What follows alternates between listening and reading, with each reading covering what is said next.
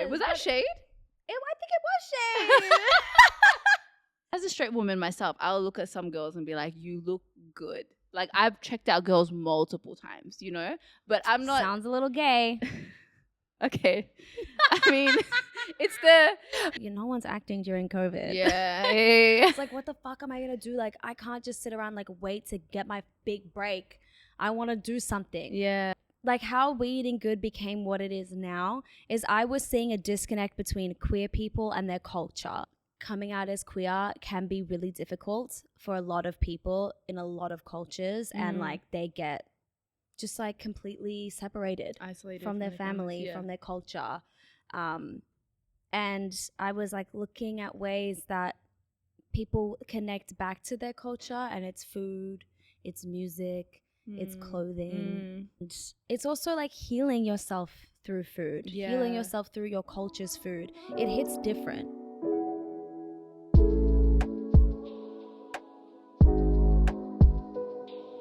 What's up, guys? It's your girl, Wintana, and you are tuned into another episode of the Bittersweet Podcast. I have to sigh because I'm so tired. I'm exhausted. The year is coming to an end, and I just feel like it's been a long year. So much has been going on, and yeah, like I can slowly feel myself like declining. Shutting down is the best word. It's also Mercury retrograde.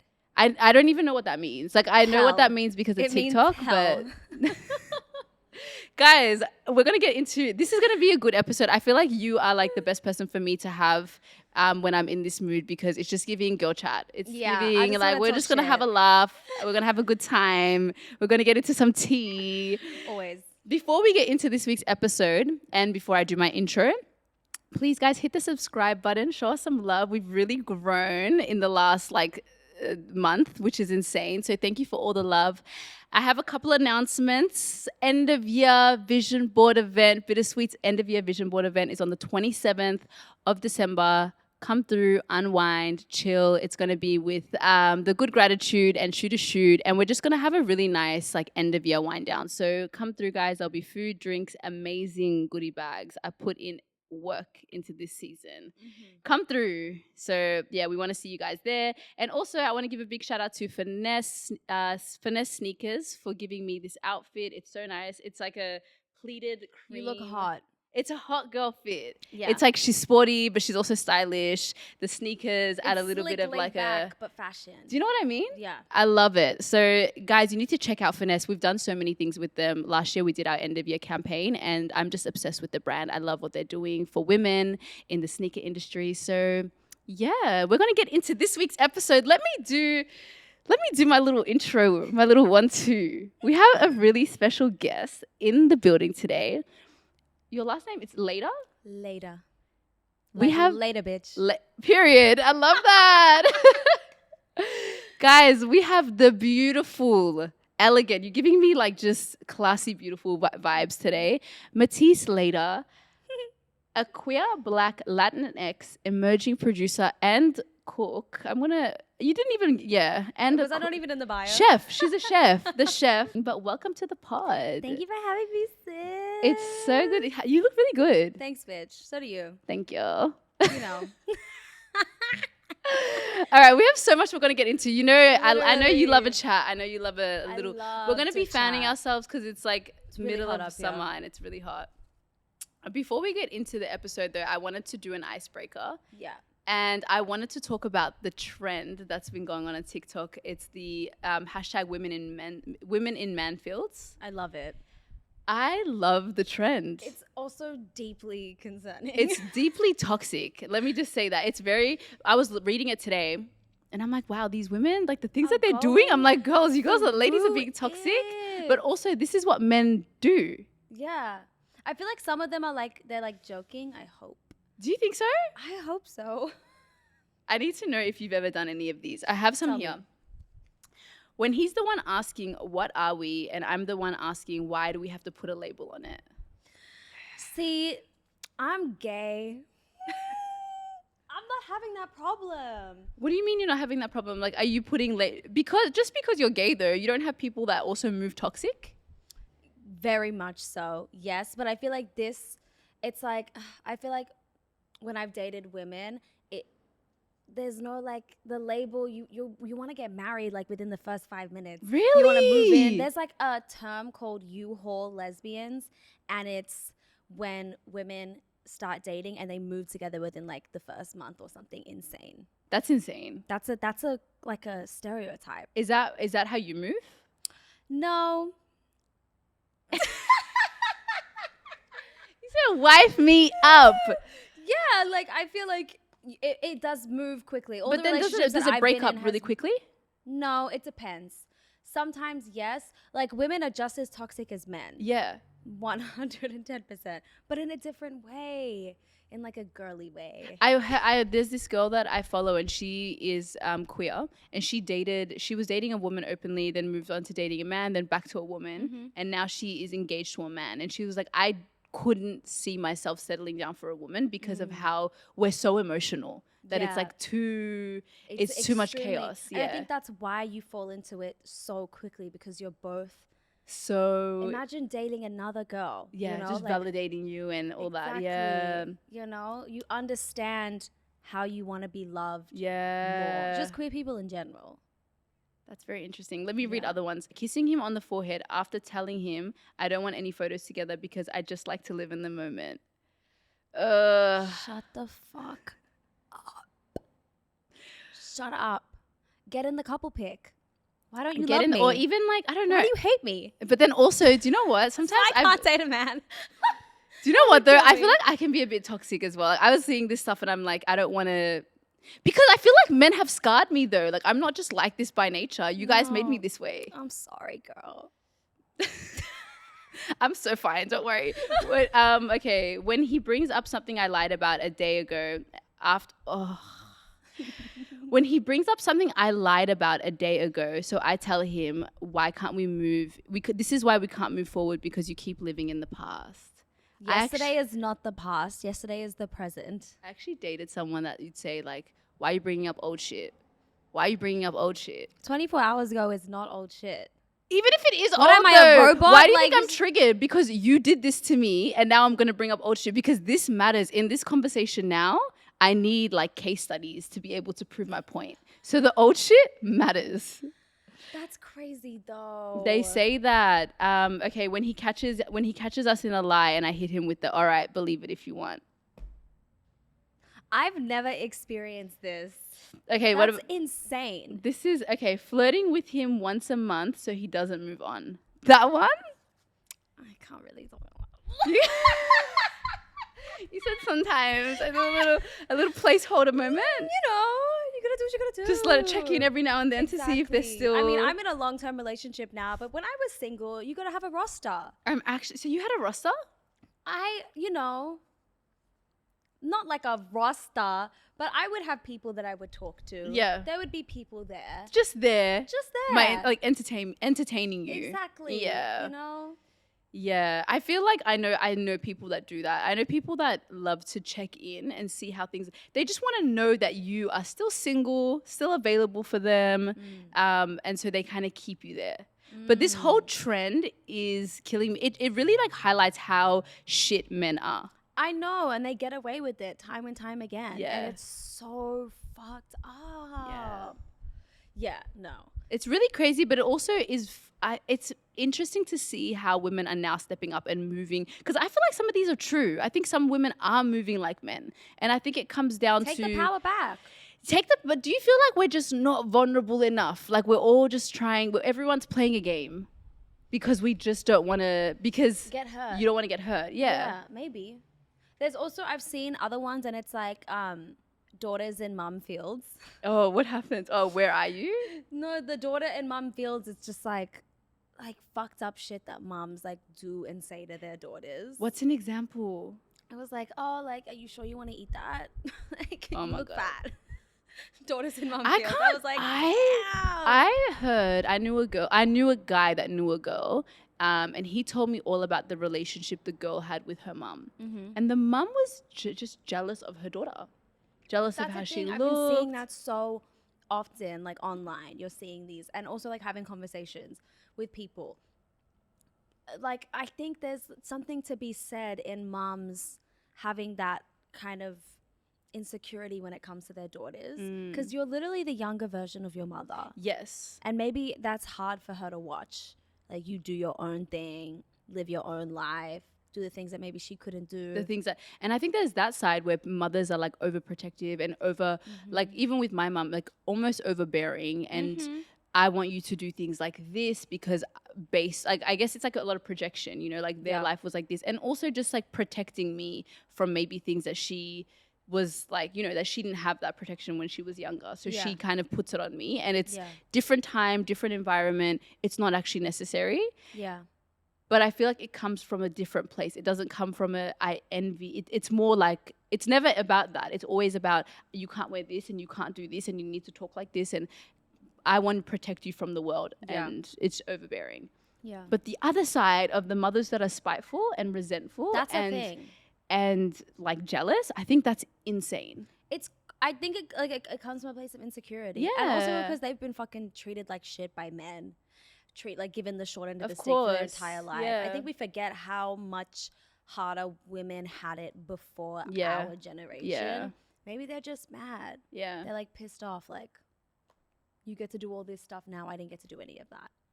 Which is heartbreaking, because it's like, that's your daughter at the end of the day. You brought me here. I know. You brought me here, and I understand, like, we need to have, it's not even we need to have empathy. I think you just understand where it's coming from is enough. But I just think it's crazy.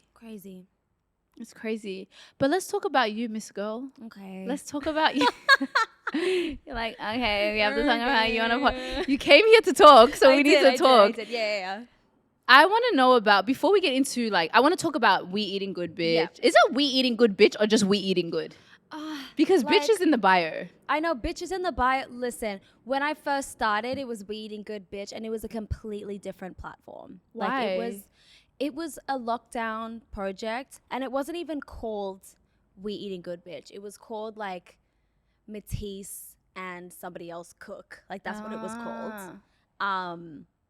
And then it turned into We Eating Good after I started working. And like with organizations and stuff. But like, bitch can't, like, it's not as like, it can't be. Yeah, I'm like, when I'm working with like, you know, youth queer organizations, I can't have like yeah. Also, some of the topics, especially when I'm making the films, the documentaries, some of the topics, like, it's not super lighthearted, and like it feels like awkward to have like bitch right there. So you were like, let's just drop but that. We're just eating story good. Is bitch. Yeah. How did you, so it started in lockdown? I just like, I wasn't doing anything. I was working like my stupid like call center job, like in my house in lockdown, but I was just cooking a lot. Can I say, you could throw it down? Thank you. In the kitchen.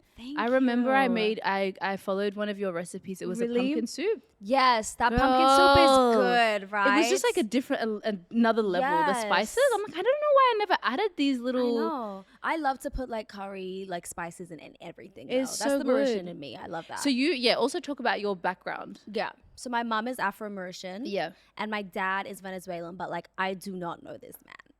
Sorry to this man. Sorry, I do not know him. Okay. I couldn't tell you anything about him. Like, you've never met him, or you just never met him. Yeah. So I was raised by my mother and all of my mother's gay friends. She's a fag hag.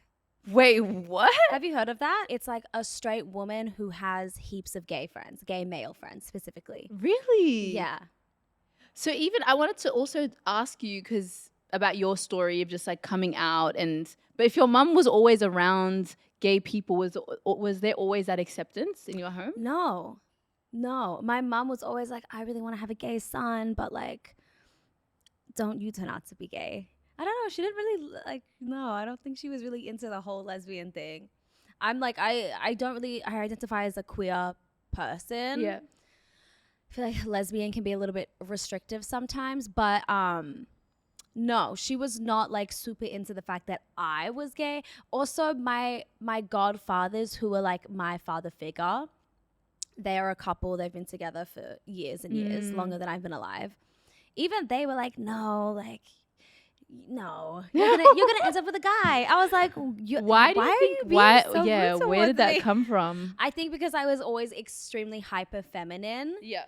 And I think there is still that like femphobia when it comes to queer women. It's like, well, if you're wearing makeup, if your hair's long, you got your nails, your eyelashes, like especially back then, like I was super feminine. And it's like queer women can look like whatever. Like you don't have to look a specific like, type of you way. don't have I to guess because dress everyone has masculine. this like idea, like the stereotypes. It's like when you're like a lesbian, you kind of have a tomboy look to you, and when you're Yeah. gay, you're like also Hyper very femme. feminine. Yeah. No. So I think there's that. I saw your interview on Uncut, and you were talking about. Oh my God. You were talking about.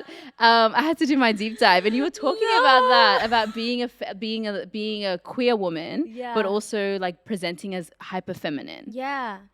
I think that is it very political, the space, the Yes. queer space. Very political. And do you feel like there are a lot of not restrictions, but like I guess in a way, and I've heard people say this sometimes the queer community adhere to like heteronormative like rules in a way where it's like, with heteronormative, it's like, that this is this and this is that. And you know what I mean? There's like a way to do things. Yeah. Like very like cis het like ways of living. You still like, and that's, yeah.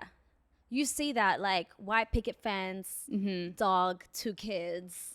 The only different thing is they're gay, and they're living that like cis het life. I'm like, go off. Yeah. I love that. I do think for me that there's a difference between gay people and then queer people and queer politic and like living your life in a queer way. You see it with like polyamory and like people's politics and just like their ways of navigating relationships is very different. Yeah, I don't know. It's different. Okay. I would say. So back to your upbringing. Yeah. So your mum always had gay people around her. Yeah. And heaps. and like I love that though, because it did make it easier for me to like clock. Because how did you, when you said you knew? I knew straight away. Like I knew very, very early that I liked girls. Yeah. I would like kiss, like, when, I don't know if you guys did this, but I would like, you'd kiss your friends when you were younger, but it was always girls. And you're like really young and it's like, this is fun. Like we're just having fun. Yeah. And then I get older and I'm like, like I went to an all girls school and we were all like, there was this like a brother's school and like we all had our crushes and things. And like, I tried so hard. Yeah. So hard. At first I was bisexual and I tried like trying to date men, trying to hook up with men, boys. And it just like wasn't working. It wasn't working out. And I remember going to school, being like 18 and being like, guys, like it's just not working out. Like I tried to hook up with the boy. Were you really open with your friends? Yeah. And I was like, maybe I'm not bisexual. And they were like, yeah, Matisse, maybe you're not. It's kind of giving that. Because they used to try and be like, no, like you just have to find the right guy. Yeah. I'm like, yeah, but ew, they're all ill to me. Like they all grossed me out. Yeah. Yeah. But women at the time didn't. Not at all. So how did you come out to your mum? I don't even remember. I think I just did. Yeah. I don't think we were having a very good time relationship wise. So it was kind of just like another bomb that I dropped on her. But she got over it. Yeah. She's very supportive now. Yeah. Very. Because you always hear, especially black mother or black households, that coming out process is always very challenging or traumatic. Yeah. Yeah. I had like, I don't think like my grandfather really knows, like I just Does your grandfather live here? He lives in the UK. Okay. He's like an old Mauritian man, like very short, like kind of only speaks French. Yeah. And I took my girlfriend to Wales. I was like, this is my friend, and he doesn't know. Yeah. He's He like, wouldn't assume nice anything. to meet you. Yeah. Like, Sometimes, and it's, for you, it's just easier to let that be. But I had, but I actually have going to Wales and meeting all of my Mauritian family there. Like, there's actually heaps of gay people. I also have like a trans cousin as well. Really? Yeah. It's interesting. I always wonder, like, I never see, obviously in like my household, it's, yeah. I think my parents are just very backwards, very backwards. And I couldn't imagine it being, like, I don't know how they would respond, how they would like feel about it. Is your family religious? Yeah. I didn't have that religious aspect. At all? Nah. Like when my pappy was in town, like we'd go to church and stuff, like cultural ways, but not like. This is a thing that you guys do. No. Yeah. But your family are? Yeah, quite religious. Yeah. What? Christian. Mm-hmm. Yeah. So I feel like they would definitely talk about, it'd be a whole situation. It's like an added layer. Yeah. The I think so. Bible. Of course. And I know a lot of Black people will go through that. Yeah. Heaps. Yeah. Well, I asked you if you would you date somebody based on their star sign? No. I will say that I've dated a lot of Pisces women. Most of my dating history is Pisces women. Is that not And like I'm the a same? Pisces Yeah. as well. Is that not, isn't it like if you have very the same sign, like it's too much? I don't know why I do it. I'm just like that. We're so sensitive. Yeah. They can I'm a understand Cancer, me. and I Beautiful. wait. I love you. Cancers are so Beautiful. sweet. That we So are. sensitive. We are, but also I feel like there's another side to us where it's like vindictive, or like Yeah. if you cross us, a Cancer can be really scary. I feel like that's water signs. Like Scorpios are the same. Yeah. Like Scorpios, it's like they're kind of low-key evil. Like I have Yeah. a Scorpio Mars, so that's like sex and aggression and stuff. Yeah. If you like fuck with me, not good.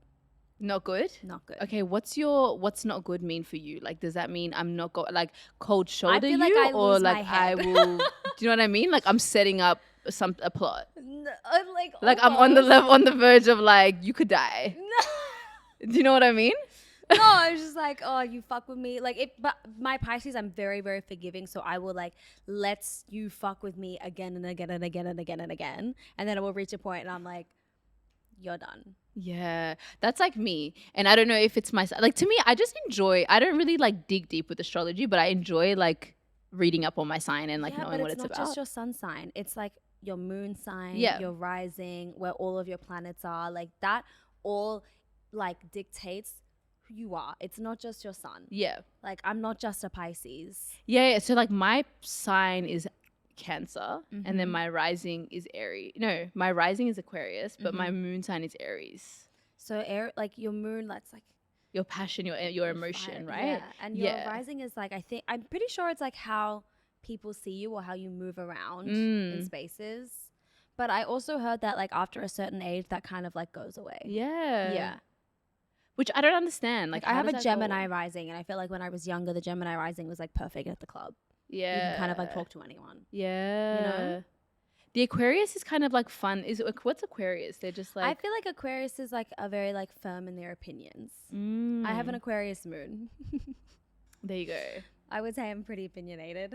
I have Aries moon, and I would say I'm pretty like fiery in that. You know what I mean? Because I feel like everyone's like, Cancer, you're so like soft and this, and I'm like, am I though? Am I? But I am. I can be very like, I'm very emotional. Yeah. I'm a very emotional person. I like my emotions lead and guide me. Yeah. It's not logic for me. Yeah. It's like how I feel in the moment. Good. Which sometimes it Yeah, is people good, need but to it's move also like like, that bitch, you need more. to stand up. Sometimes it's like, it's not every day how you feel. It's the facts. The facts are showing that it's not. Is. Like you need to get up and you need to live. You know. So anyway, that was a tangent. But Yeah. we eating good. Bitch. We eating good, bitch. So yeah, you're out here. You're really cooking. Are your recipes, like, did you grow up in a household? Was your mom always cooking? Because where did Yeah. it come from? I always loved food. Like I loved eating. Yeah. Down, but lockdown obviously like I was cooking so much more, and I just found so much love in it. It was so exciting. But what I loved the most was the bringing people together through food, and also I was like how We Eating Good became what it is now is I was seeing a disconnect between queer people and their culture. I feel like, as we know, like coming out as queer can be really difficult for a lot of people in a lot of cultures, and like they get, just like completely separated, isolated from their families, family, yeah. from their culture. And I was like looking at ways that people connect back to their culture, and it's food, it's music, it's clothing, it's cultural practices, and that really rang true to me. I wasn't like really, I didn't have a lot of family connection at the time. And it's also like healing yourself through food, healing Yeah. yourself through your culture's food. It hits different, I Yeah, feel. yeah. When I was feeling sad, I was making rougaille bouillon, and then I would feel so much better. I'd feel at home because that's what you grew up eating. So you're connected to it. Yeah. Exactly. Yeah. And I felt like there needed to be a space where queer people could connect through food, and they could come together and learn from each other, and just like be in community with each other. I feel like that was really important.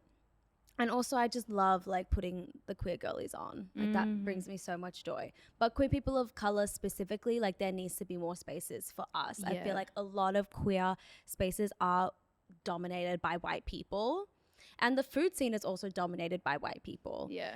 And also like straight people too. I was actually talking to my girlfriend who is a chef, like a professional chef. So we are both in food, but she's in food in like a different way. Yeah. And she was like, I've never met, we know one gay male Is she straight? chef. No, my girlfriend. No. Oh, sorry, she's your gay. girlfriend. I thought you said my friend. Yeah. No, she's gay. There's a lot of like lesbian chefs. Yeah. But I know like one queer male chef. Shout out to you, Seb. Love you. And he's also black. Yeah. But Does he have a restaurant in Fitzroy? Oko, yes. Shout out Oko. Yeah, I've worked shout out. I've been so there before. much with him. He's amazing. Yeah. Like he's really like paving the way for queer people, black people in this industry. It is hard. We did like a beautiful queer chef series a couple years ago, and that was so special. So with your documentary series as well, are you highlighting queer chefs? Yeah, of color. Of color. Always. Okay. So we did a documentary. We had like a Filipino queer chef, a Chilean, a First Nations person, and a Palestinian person. They were all queer, most of them gender fluid as well. And that was really special, like hearing how they connected. Like that's, Yeah. it's so important. Like how do you connect back? And like being able to like talk. I feel like food is also a driver of conversation. When you're cooking or when you're eating, you talk. Yeah. You 100%. You talk. It's a good way. Even I don't know if you've heard of Free to Feed. Yeah, Free to Feed. Yeah, they're great. Free to Feed, and I love how they have this, like, obviously they're giving, it's predominantly women, I would say, even though it's migrant, refugee, I would say a lot of them are women, the women that come in, and it just brings them that, because you come to this country and you feel almost like the women that come here on that status of just feeling like not being able, they're not skilled in this country by what is determined as skilled here. They don't have like, I guess, language barrier, educational barrier, all this stuff. And so they come in, but they're highly skilled. They know what they're back home. They were doing all these different things, and then they come here and it's so different.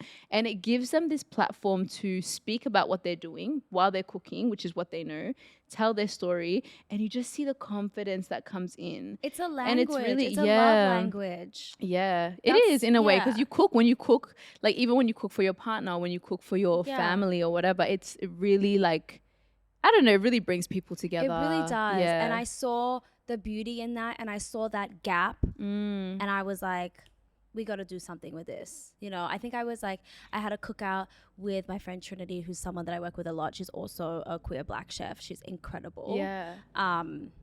We were doing cookouts at the house all the time. Like we would just always have people over at her house or my house, and the joy that I felt seeing people like eat our food made me so happy. Like I was just like, ah, and then I was wasted off that Henny. Period. And I was like, oh my God, this is such a good idea. Like I want to do this. Like I want to make this my, This is what my you want to baby. be doing. Yeah. And I've always been creative. But after high school, like I really took a step back. I had moved out of home. Like I was just surviving after high school. I was meant to go to uni. I couldn't because of like passport issues and stuff. So I was just really lost. I had no idea what I wanted to do with my life, but I knew I wanted to be an artist in some way. And originally I was an actor, and I am an actor still. But I'm like, no one's acting during COVID. Yeah. It's like, what the fuck am I going to do? Like, I can't just sit around, like, wait to get my big break. I want to do something. Yeah. And I'm really lucky I found that, because that has opened, like, We Eating Good has opened so many doors for me. But it wasn't for you. You were just starting as a way, you were just cooking. I was just from cooking it became, because now you're curating events. Yeah. You're hosting things. Yeah. You're obviously you're speaking on panels. Yeah. You're like, you've created a whole platform, almost like a brand. Would you say that was intentional when you were No. doing it, or it was just like opportunity, and then now it's like, I've got this thing? Yeah. That's so cool. It was really crazy. Yeah. Like, I did not expect We Eating Good. I didn't expect this tiny little lockdown project to turn into what it is now. I don't like to call We Eating Good a brand. I don't want it to be commercialized in that way. Like, I want to keep it as like community and grassroots as possible. But unfortunately, as an artist, that's not sustainable. Yeah. I'm like burning myself to the ground, doing all these things for community for no money. Talk about it, because sometimes it's just, I can't do this anymore. I started Yeah. applying for grants. And so now We Eating Good has money coming in to support not only us as facilitators, but also to put on our community. I don't want to do We Eating Good if it's not like hiring all of my community to do it with me. I don't see the point in having a community project that doesn't actually have putting community on. Uplifting community, giving community like opportunities to showcase their art, employment, all that kind of stuff. Like, that stuff is really important to me. Yeah. I love it, and I'm really here for it. And I feel like there's nothing wrong with, I think there's nothing wrong with labeling something as a brand, as long as you have ownership over it. I think when we think corporations and like commercial, that's one thing, but I think it's important to have a brand owned by a black woman, by a queer woman, who can, you own it. Like, this is what you do. It's a community led or community focused brand, but in a sense it is a brand, which is, I don't think there's anything like wrong with that. Just for you to, I've been very particular with how I move with it. I've had so many like actual brands reach out to do like promo work, almost like influencing through the We Eating Good platform. And I've said no to that, even though that would like fund a whole project. I'm like, I don't feel good doing that. It doesn't feel authentic, like aligned to with be what like, you're, hey guys, like, I'm wearing this apron. I got paid money to wear this apron. It's just like, I can't right now. Not with We Eating Good. You know? I hear it. You're being intentional about it, and I love that. That's important. Yeah. But we just got a huge grant.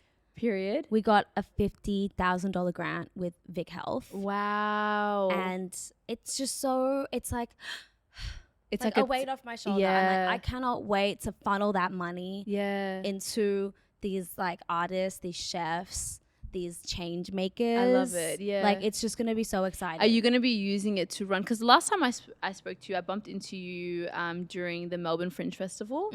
And we were talking, and you were saying you really want to do these kind of events. Like, we were looking at there was a cookout that was going on.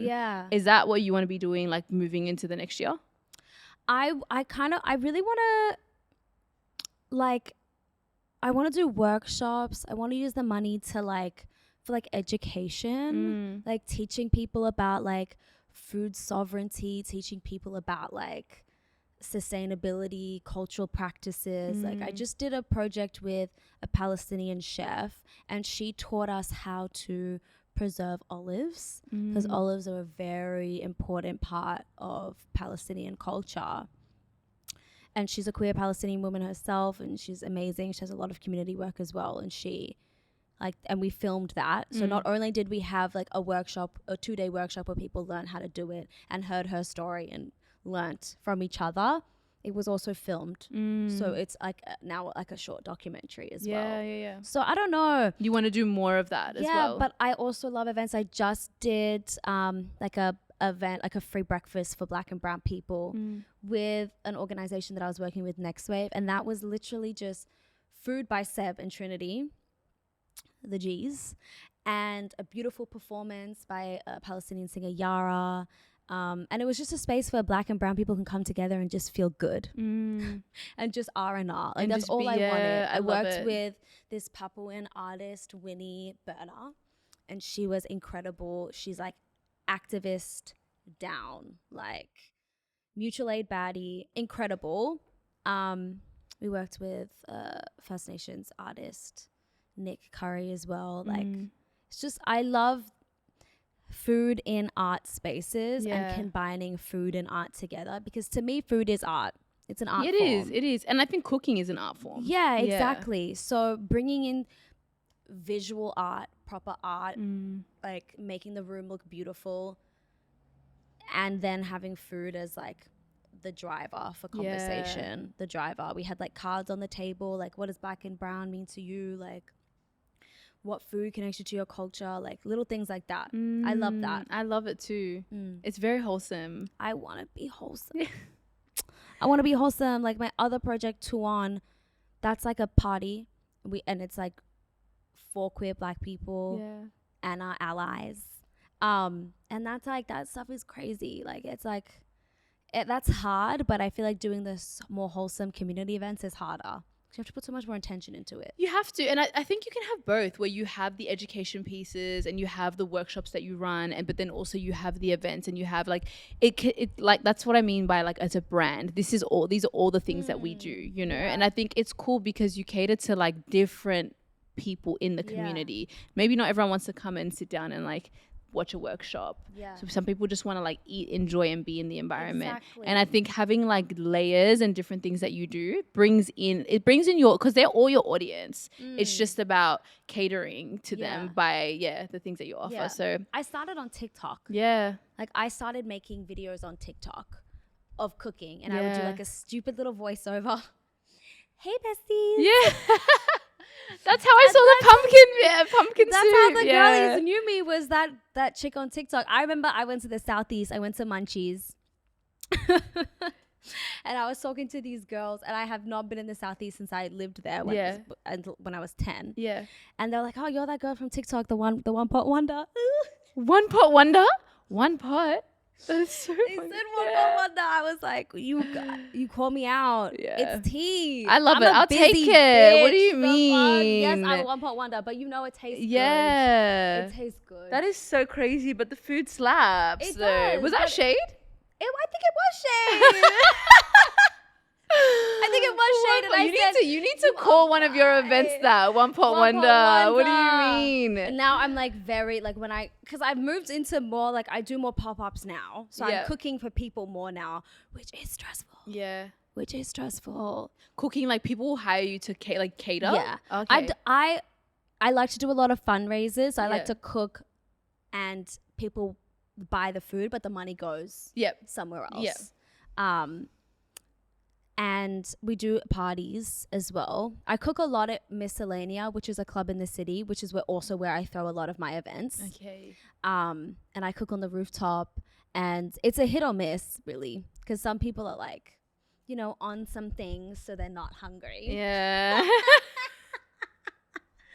And other times people are starving. You know? But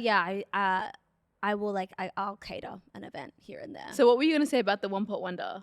You were saying like that's what I was known as. Oh no, I thought you were trying to like relate it to like an event that you were having. You know, okay, I misread that. But I love it anyway. Also, I wanted to touch on the event that you have coming up next week. Because you said it was your dream collab. This is my dream collab. It's with Manze, it means eat. And it's a Mauritian restaurant, and we don't have Mauritian restaurants out here. I've never been there. I need to check it out. It's so beautiful, but it's like it's a really good, it's like a hatted restaurant. It's amazing. The food is beautiful. The vibes are stunning. great wine list, and the head chef is a Mauritian man, Nagesh. He's like, I've had like a chef crush on him for so long. Like, I've looked up to him for so long because like Mauritian food, it's really hard to come by, especially in this country. So it's really important. I don't know. It just feels really special. I love that it feels that, and I love that obviously it seems like it aligns really well. It aligns beautifully, and I remember one of my first TikToks was at Marseille. You know, so that's like, it's crazy. Like, it feels like full circle moment. Like, it's been years. I love that. Of us in each other's orbit, communicating with each other all the time. Like, it just feels so good, you know? So now you're doing a cookout then next Tuesday? It's a pop-up next Tuesday, full proper, like, Mauritian feed. Yes. Like, you know, like nostalgic as fuck. I actually haven't had Mauritian food, so I'm going to be there. I will be there. It's very mixed. Mauritians, the island itself is very, very mixed. You have your African Mauritians, Creole Mauritians, your Indian Mauritians, your Chinese Mauritians, your like, you know. I've never seen a Chinese Mauritian, but Indian Mauritian, yes. Yeah, I've never seen a Chinese Mauritian. The food, there's like a noodle dish that's like very Chinese. There's a lot of like Chinese influences in the food. My mom's Afro-Mauritian, so I grew up with like spicy stews, curries, rice, you know, roti, chutney, spicy chilies all the time. Yum. Love it. Here for it. But yeah, guys, check it out on the next Tuesday. Next Tuesday. What's the date? The 17th. The 17th. Literally when this episode drops. Oh my God, this is going to be the date. Yeah. I don't know if they're going to be able to see it. In North Melbourne, 5:30.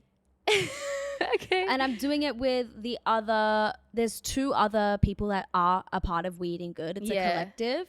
One of them is Nisha, who's been... I've met Nisha before.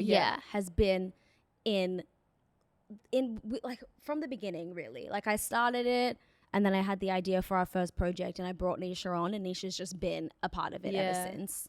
And now we just added a third. And her name is Olivia, and she's also Mauritian. I love it. So you have a team. I do have a team now. I love that. Because it's hard. It's hard out here. You can't do the saying. What's the saying? I don't know.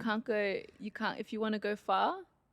I have no idea. If you want to go far, if you want to go fast, you go alone. If you want to go far, you go with a team. That's beautiful. Yeah, I had to clock it in because I was almost forgetting that one. No, but she's so good. She has so much energy. I feel like me and Nisha, we've been doing this for years. We're like, yeah, you need new. It's like breath of fresh air to come in. I know. And she is. I love that. And she's really good at Canva, which I can't do. I love it. You have to have diversity in the team. Exactly. Let's move on to a topic. I saw a tweet, and the tweet was talking about how sexuality is a spectrum. Yeah.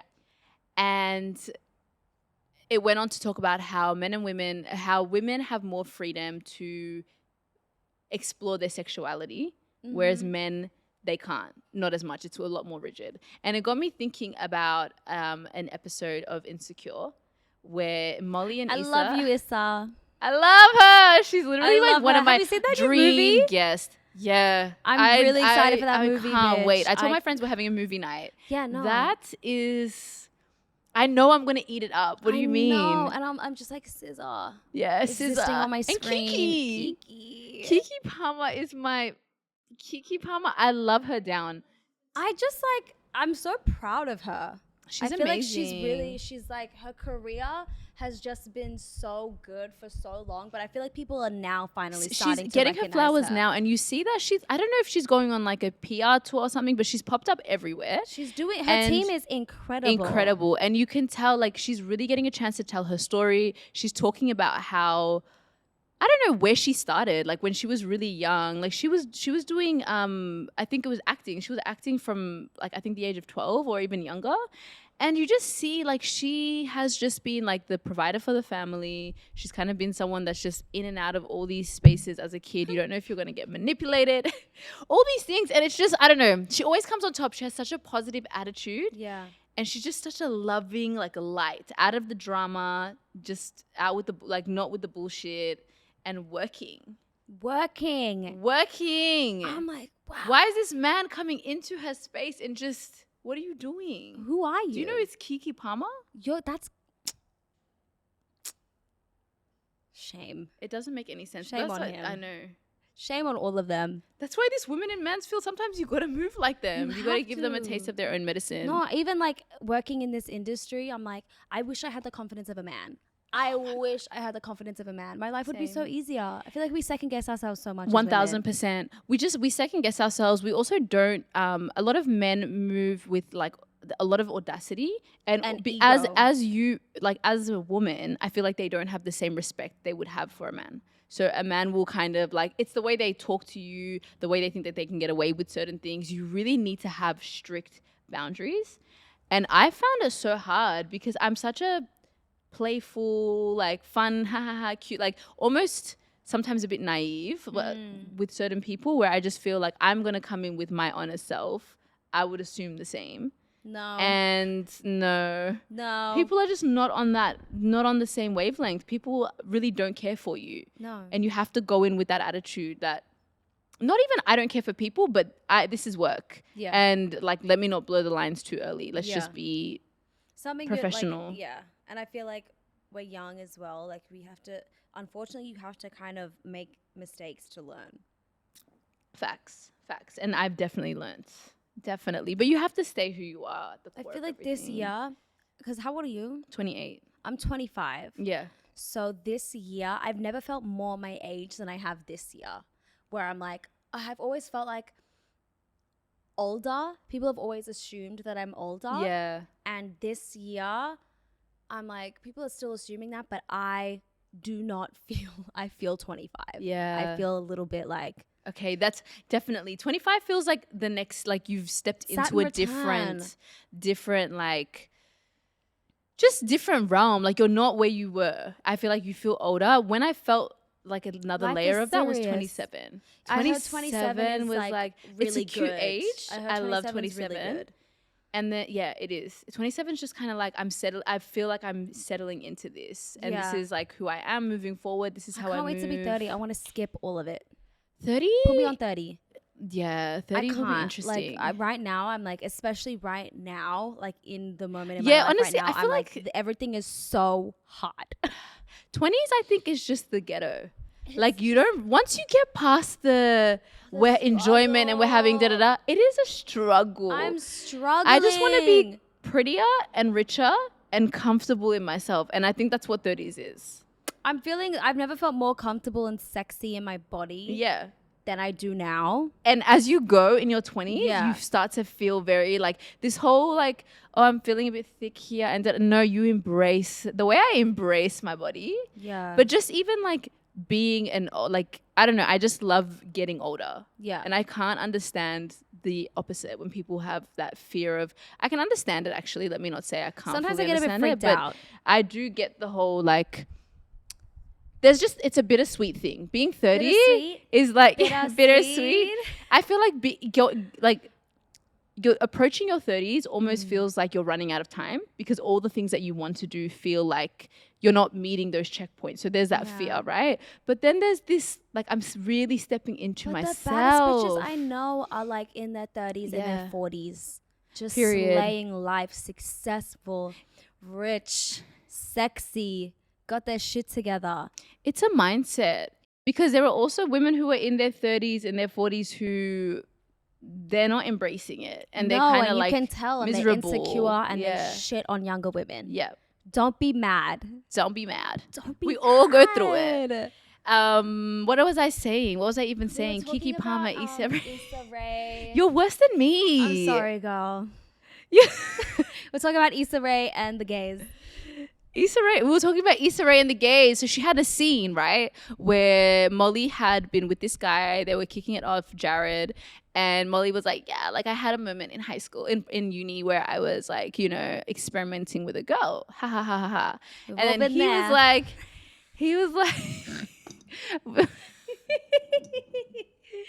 listen, sorry, he was like, oh yeah, me too. And she was like, what do you mean? You know? Mm-hmm. And it became a whole conversation about, obviously the conversations online as well were about, again, men not being able to have the same fluidity when it comes to experimenting their sexuality. And I wanted to hear your take on that because I obviously have my opinions. Listen, I feel like women are seen as like we're so sexualized and objectified, and men love like lesbians. Like they love like, especially like two like femme lesbians. They love that.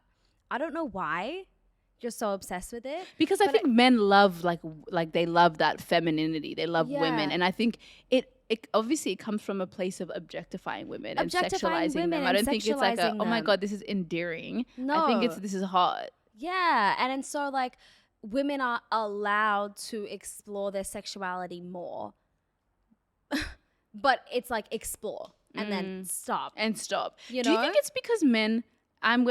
I literally just thought about this now. Don't take women seriously. So when they do things like this, it's like, oh yeah, she's having fun, whatever. Let her do her little fun. You know? That's how they see it. Where I think the reverse of it is obviously if men were to see other men doing that, it's like I guess like your masculinity is being tested. They kind of you are.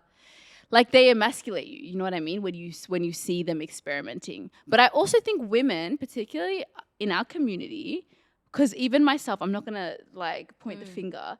If a man was to tell me that he experimented with another man, I don't think I could see past it. I don't get that. Yeah. I don't. I'm like, I don't know. I feel like that means that man is in tune with his like masculine side, his feminine side. He's open to trying new things. He's like, you know, I don't see anything negative in that, but obviously I am gay. So my experience with like queer people is completely different. Yeah. We have very different perspectives. Yeah. I don't get it. I can't put myself in like the shoes of a straight woman. But I think it's that homophobia that's just entrenched. It's not, let me say this, it's not that I hate it. No. And it's not that I'm looking at him and thinking like, ew. Yeah. That's not what it is. It's, okay, but then are you gay or are you straight? Like, what is it? But and I think with women though, it's like, it's more I feel like you're more allowed to be fluid. You're more allowed to be gay or straight. Yeah. You know, like why are we questioning it when it comes to men? That's a good question. Why? I also think I've heard that everybody is a little bit like on the spectrum. Like everybody is a little bit like I've seen women. 2024, babes. 100%. I mean, as a straight woman myself, I'll look at some girls and be like, "You look good." Like I've checked out girls multiple times, you know. But I'm not. Sounds a little gay. Okay.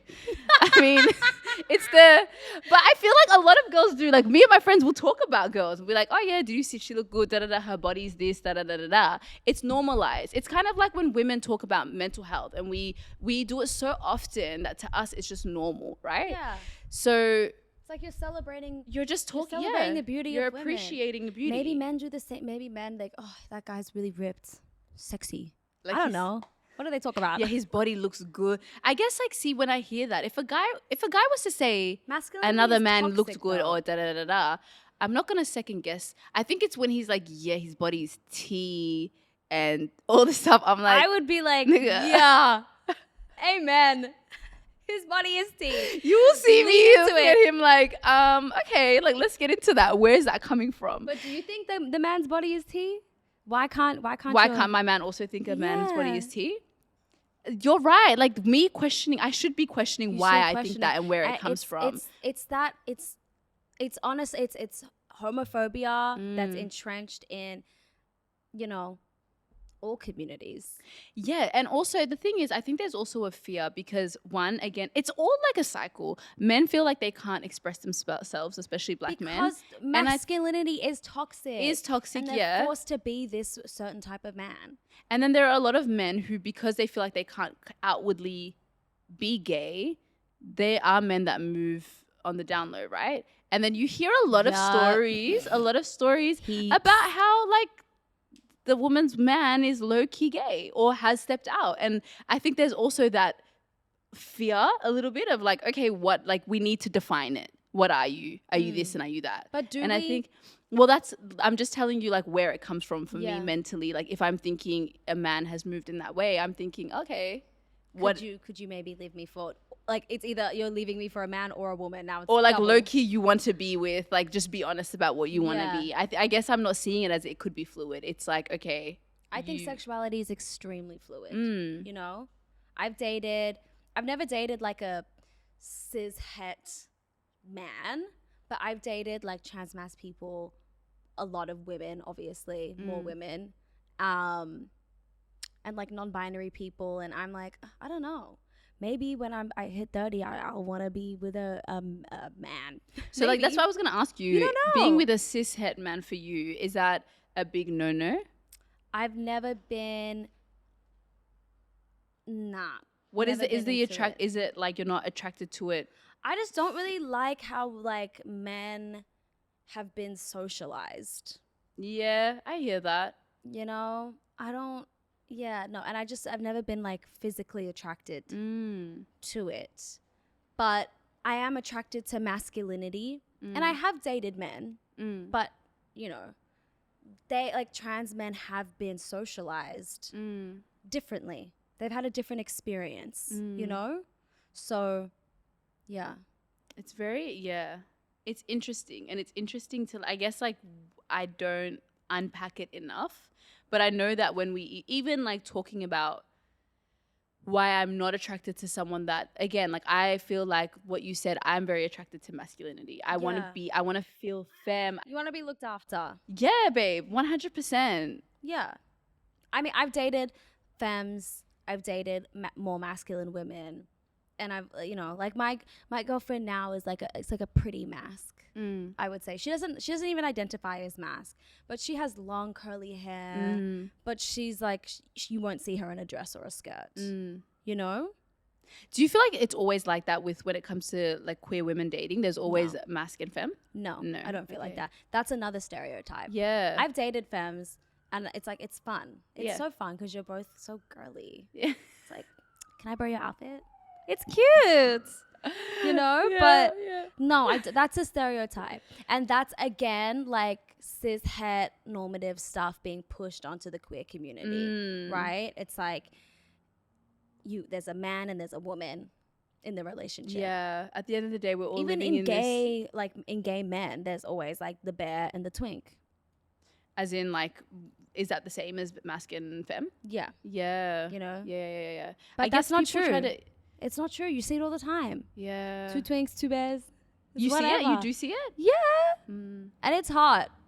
Like 2 like beefy dudes just kissing on each other. I love it. I mean, you know, also even within hetero relationships as well, you see, like, it's even like the reverse when you see women take on the more of a leader role and a man take on the softer role. I just feel like it's what we see on social media and the ways that relationships need to be is that the man takes on this role, and so it just everyone falls into place, and then you find, and then you. I feel like we're taking that back now.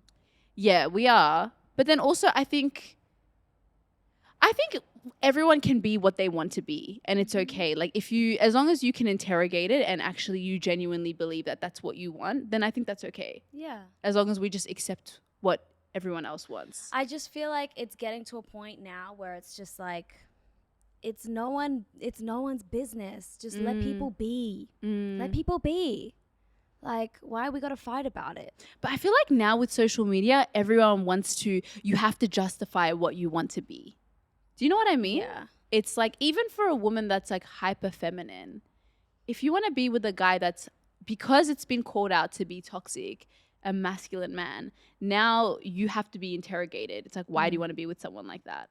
Or why? And do you know what I mean? I think everyone now with social media, as much as it's good because it's shedding light, I feel like we're also forcing people to explain every move of it's their like life. No, social media is the devil. It's not real. Stuff is so annoying.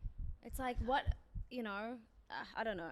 I used to be like really judgmental on people who didn't post about politics online. Yeah. I would be very like, and I still am to a degree. I'm like, if you have a platform, you should be using that platform to spread awareness for good in some way. I think social media is changing where it's like, we need to be doing that. But also, I'm not going to sit here and like shit on people who are not, I don't know what that person's doing behind closed doors. Yeah. That person might Or be you doing don't the know work. that You don't know that what they're part going too. through. You don't know what they're going through. You don't know how people feel about social media in general. Like a lot of people are anxious. A lot of people don't feel like they want to be navigating that space like that. So again, and there's a lot of them doing work outside of social media. It's like, because I also think there are people that post so much on social media and feel like that is their contribution, which is like great, but what are you actually doing? What are you doing? Because it's easy for you to hit post. Exactly. You know what I mean? It kind of can be the bare minimum. And It I is feel the bare like people minimum. do that and they take away from the responsibilities they should have, you know? Exactly. So it's like a slippery slope. I know. Social media is just like pissing me off. Yeah, it's ugly. Ugly. Anyways, let's move on to bitter or sweet. I'm so excited. So I'm going to give you a couple scenarios and I want you to vote them bitter or sweet. Bitter meaning you disagree. First one is first one is taking on your friend's beef. Bitter or sweet? So Toxic loyalty will be the death of me. Toxic loyalty is crazy. I'm like, so if your friend is beefing with someone, that's your enemy too. Yeah, I remember that it got to a point where my friend had beef with someone, and then they got over that beef, and I was like, no, I still don't like this girl. We hate her. I hate her, and they're like, no, but it's fine. No, no, it's not. But do you know what I hate? Let me say this. I hate because I've been in situations where someone doesn't like someone else, right? Mm-hmm. You don't even really know them. You're just kind of like, oh yeah, I don't really like. I've heard this thing about this person, okay, and it's really not even their beef to carry, but it's like, oh, I've heard this thing about this person. Like, yeah, they're not a great person. And I'm like, oh yeah, okay, cool, whatever. How do you know though? And then another time I met that person. I have a personal like relationship now with them. Like I met them, you know, they're really lovely. Cool. They were lovely. And I was like, oh my God, I saw so-and-so. They're like, you know that they're a bitch. You know that? And I'm like, but they're not. That to me is too much. That annoys me. I'm not taking on your issues with someone. Unless someone's done something deeply wrong. Yeah. And has like, it's very bad. I'm like, I don't know. As I'm getting older, that answer is changing very much. I'm like, I don't want to have beef with people. I don't want to beef. It's like, what's like if you've, I don't know. That's why to me, I'm going to say bitter because I feel like also like I can't be carrying your beef. If it's my closest friend, right? And then they had a friend that just dirtied them, did them wrong. That's a different story. That's like, I'm questioning your character. Like, I don't even need to be your friend. But if it's light beef and it's just like, she was a bitch to me that one time, I'm like, whatever. We're all a bitch sometimes. Literally, whatever. Yeah, I can't do it. And I also feel like I don't expect my friends to be, also, don't be like best friends with the girl. You know what I mean? It's not like all of a sudden you guys are like kicking all the time. Yeah. But you can just, you can be cool and civil and it be whatever. But if I've been hurt by someone deeply, I'm like, I don't want my friends to be around that person. Because I'm like, I'm trying to grow, move on, heal from it. But what happens if you've been deeply hurt by someone, you've moved on from it, Yeah. But then your friends see them in a space and they acknowledge them like, oh, hey, that's it. No, that's fine. Yeah, that's what fine. I mean. Yeah. No, all good. All good. We're on the same page. Yeah. Come Mature, on now. Guys. Okay, next bitter or sweet is, okay, this came from a tweet and it was. I'm not on Twitter anymore. You bitches are crazy. Literally, Twitter's actually wild. I'm not really a big Twitter person, but I'll be on it sometimes. Bitter or sweet? Yeah. Using someone as a placeholder until you find the love of your life. That's awful. No. Be single. Yeah. Live in it. I can't handle people who don't know how to be single. Babe. I know. I hate it. Because I know you don't even love this person. You're just here for vibes. Oh, you just can't be alone, and that's a problem. Serial monogamous. I knew someone that they would jump from relationship to relationship, and I'm just like, and they would cheat. They'd be cheating on their girlfriend while they're jumping, and I'm like, you're actually a sick person. You're a sick person. You don't need to be. It is okay to be single. It is okay to be single. Like everyone's on their own journey. Everyone needs to figure it out. But I'm like, babe. I'm judging you. I'm sorry. If you've just gone from relationship to and I'm judging you. I'm judging you. It took me like, I didn't date anyone. I was like celibate for a year in between my relationships. I had to figure myself out first. I feel like you need to heal after a relationship. A relationship is a very relationship is traumatic experience. It can be hard. It's so beautiful, hard. but it's deep and it's like so intense. If that relationship ends, like you need to. I felt for me, I needed to find myself again before I commit to another person. I want to do more of these. These are fun. I have to stabilize myself after a relationship. It's like, what was true, what wasn't, what was my feelings in this, all of this, or where did I? Now I feel like I'm reflecting on the toxicity of myself. Like, where were you toxic yourself, bitch? Because there were a lot of things that I need to like. 110%. I'm like, we are human beings. Absolutely. We are flawed. We cannot be expected to navigate any kind of relationship and not hurt people. Yeah. And that's the reality. It's how you move about after it. And when you're I'm in learning it, that. I'm learning that now. Yeah. 110%. I'm like, I've definitely, fuck some people up. We gotta deal with that. Sometimes I'm like, my double standards can be crazy. I feel like I've got some really toxic. I'm learning. I'm growing. You know what I mean? She's not. It's all about learning and growing. Yeah. And it's like you need people in your life who will stand by you when you're learning and growing. Yeah. If they're going to abandon you because you've done something wrong, then we're all going to be alone, babe. Because no one's 100%. perfect, All right, let's step into the final segment. I want to do more of these. Well, I don't have more. We come with 2 on the show. I need to have more because a lot of people have said that. They love it. They love this video. So it is fun.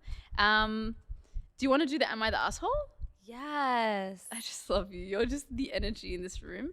I love it. All right, let's get into this. Am I the asshole? Yes. Let me introduce it. Already, yes. Am I the asshole for kicking my friend out because she complimented my partner? Yes. I, 33 female, am in a serious relationship with my partner, 39 male. Oh, okay. Who will work remotely full time so we can spend the Christmas season with my daughter. So cute. Okay, this is a long one, but let's get into it. A friend of mine who we'll call Mag is a nail artist, and I paid her to come to my house to do my nails to do my nails this morning. And during her work, I invited her to stay for lunch. My partner was working from home and didn't come into the kitchen the whole morning, but he did come around by lunchtime. And considering he was working remotely, he was only wearing a short sleeve shirt, which is much more comfortable than wearing a full suit. Why would he be wearing a full suit at home anyway? Why would he be? Yeah, I mean, I was going to say, why would he be wearing a full suit to work? But, you never know what he does. Okay. My boyfriend is the kind who always used exercise as a way to cope with his stress. So let's be honest, even though he is lean, he does have some nice muscles. I'm sorry, but this is already annoying me. This bitch sounds insecure as hell. So we're just judging her, right? And when we started moving around the kitchen, Mag started to look at him like he was a piece of meat and making compliments like, you look so much better wearing tight clothes. You must be so strong. The way your biceps move makes me wish that my boyfriend would exercise more. Oh, okay. I take it all back. Same. That's crazy. Mind your business. My boyfriend, of course, was uncomfortable but didn't say much. Aww. And chose to go back to his desk with his plate of food instead of biting her head off. He's being objectified. I, on the other hand, was pissed and told her to get out of my house. Wow! I'm so sorry. This is just like, it's taking me on a roller coaster emotionally because at first I'm like, you're doing a lot. And then I felt bad for your man. And then you annoyed me because you were getting really defensive because you were defending a man the way you were defending him. And now we're here. I, on the other hand, was pissed and I told her to get out of my house, even though I was still cooking and we hadn't had anything to eat. I told her that what had happened was not okay and that would be the last time that she was invited to my house. She defended herself by saying that she was only complimenting my partner and that I should be proud for landing a 10 that was barely decent. Whoa, sorry. She said that I should be proud for landing a 10 when I was barely a 4 myself. I escorted her out of my house.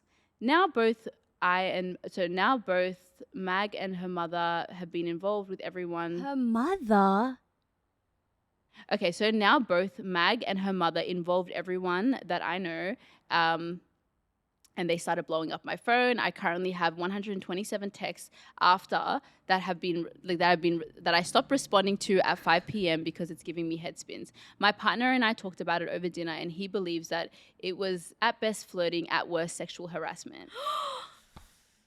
And he told me that he wished for me to stop inviting Mag at the house. I explained that she never behaved that way, and she was very surprised and disappointed, and no longer will be inviting her to the home. So, am I the asshole for kicking my friend out after she complimented my husband, my partner? Yes. No, I don't think so. Not at all. It sounds like she said some really inappropriate things. It sounds like she took it too far. If we're just gonna base it off what she said, you saying you look so much better wearing a tight fitted top. Also saying that her friend is a four. Why do you? What's up with like women hating their friends? Women?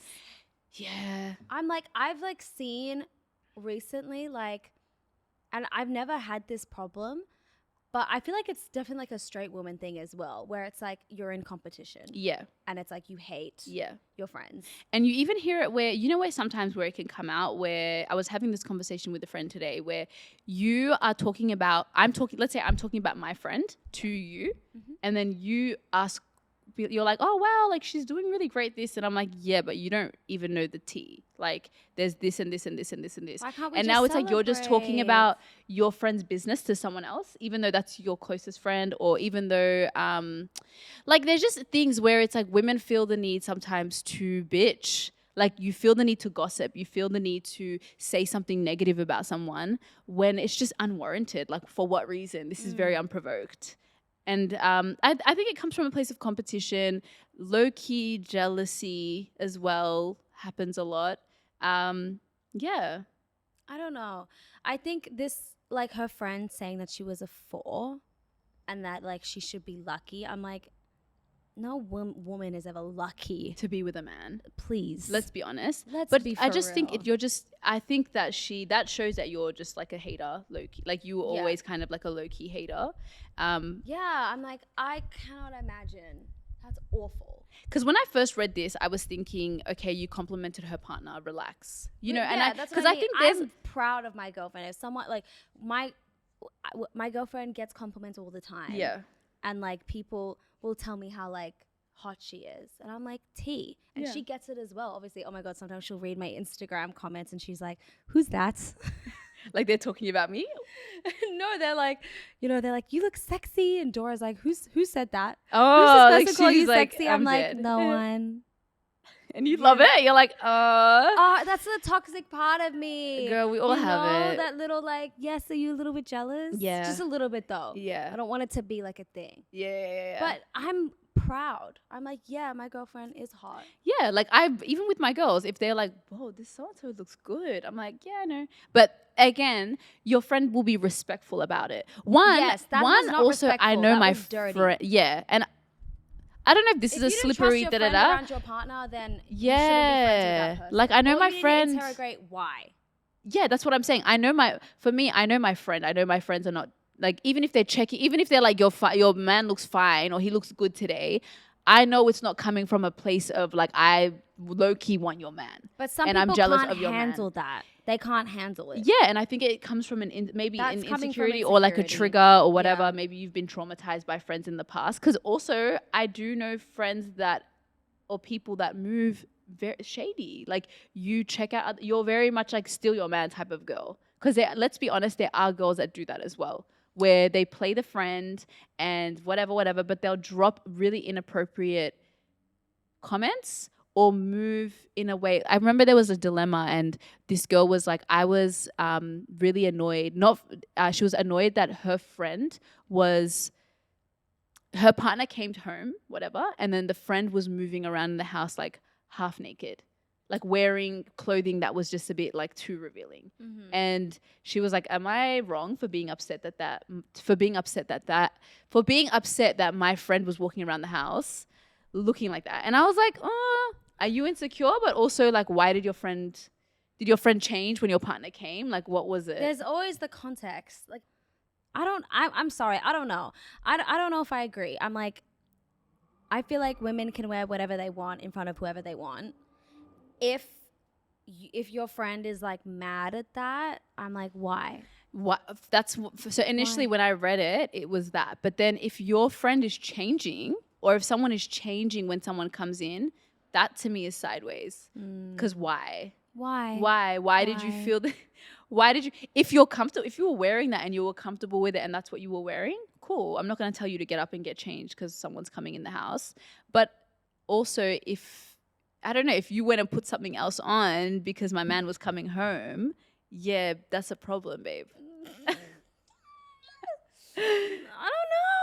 I don't know. Like, it's different. I feel like I just think it comes down to what's the intention. What is the intention behind you changing? Yeah. You know what I mean? Like, do you want to feel more attractive around this person? What's the reason?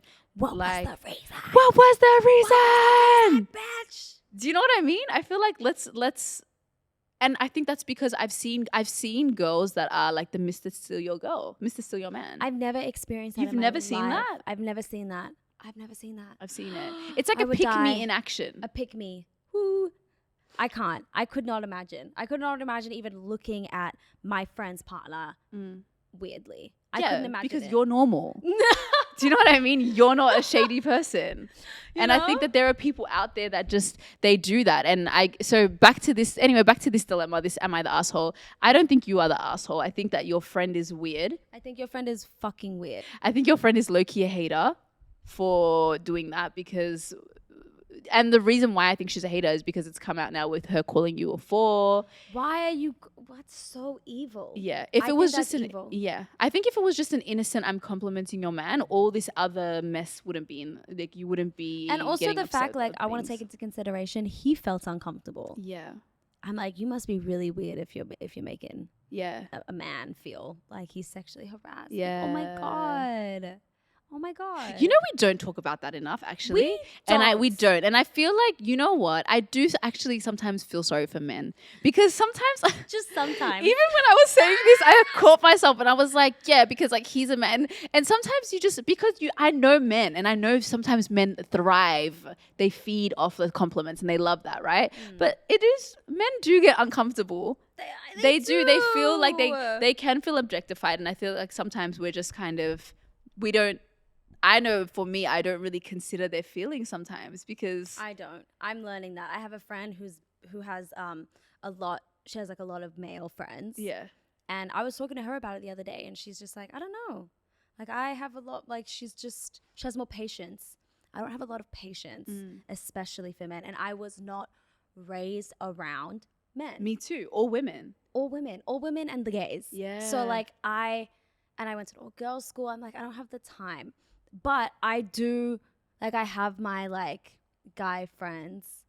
They're always, like, black, though. Yeah. I can't hang around white men. You can't hang around black men? No, white men. Oh, white men. Yeah, no, I can't do that. Yeah. Girl, me too. You know? But I don't know. I met my brother for the first time in Wales. Okay. And that I was, like, very much, like, I'm, like, humanizing men. I'm like, because when you have someone that you love that's a man around you. I only met him like that time and I was like, oh, I love you. And I can see how men turn out the way they are based on their circumstances. Yeah. But also I'm just like, those circumstances were low-key created by men. High-key. So what are you gonna fucking do? Yeah. It's and up also to men sometimes to they prove you wrong. Like when you want to stand up for them and you love them and you're just like, oh yeah, but men, then they do some men ass shit and you're just like what? Okay, well I was on the wrong side again. Do you know what I mean? You just proved me wrong. So no. But I feel like Wendy Williams, like, shout out to people with anxiety. I feel for you. Shout out to men. We love, at the end of the day, we love men. It's not like we hate them. It's just the ones that do like trifling shit. Anyways, we'll wrap it up here. There's so much. I feel like we can really talking. Yeah. There's so many things that we didn't even touch on. There's so many things. Maybe you need to come for a part 2. I'll come for a part 2. 2025. Keep yapping. Thank you so much for tuning so in. fine. Thank you so much for being on this episode with me. It was amazing to have you. Thank you. I loved it so much. Where can people find you on socials? I'm Your Never Girlfriend on Instagram. I love it. Yeah, it's actually a really funny story. Maybe for next time. And I want to hear it just briefly. Okay. Yeah. I received a love letter in the mail. It was a typed up love letter. And I lived in an apartment block at the time. So this person had to really like know my address. Like you had to know my apartment number. You had to know like where I was living. So it was very creepy. That's very scary. Yeah, it was scary. It was a love letter. It was very beautifully poetic. It was like, loving you feels like I'm drowning. Like that kind of energy. Gorgeous, stunning. And it was signed, Your Never Girlfriend. And she was like, we'll never be together. And I remember being like, that's so sad. Like, you don't know. Why didn't you ask? That's like sad, scary. I don't know. And they kissed. It was like Your Never Girlfriend with a that person lipstick. will always know that they influence your name. I know, and now. then now I feel really bad. Sometimes I think about it and I'm like, fuck, like I feel really bad. But I'm just hoping that one day they'll come and they'll be honest and be like, what if it was someone me. that was in your everyone thought someone it was you know. a close friend of mine. Yeah. But it was a big bright purple lipstick mark on the typed up piece of paper. Yeah, maybe they intentionally wore something that they would never be caught out for. You know, I was like, and it was Your Never Girlfriend, and I was like, wow. And my Instagram name before that was Sad Gay Bitch. So it was time to switch it up. This is like giving period. I'm that bitch. The sad gay bitch is like sad. It was sad. But sad, but I owned it. Do you know what I mean? Beautiful bitch, yeah. actually. And then because I was really sad at the time. And then I was like, Your Never Girlfriend, it's good. And at the time, I really didn't want to be dating anyone. So I literally was. But Your Never Girlfriend, even now, feels like as someone in a relationship, it embodies you. I feel like I'm her. Yeah. Yeah. My partner calls me her never girlfriend.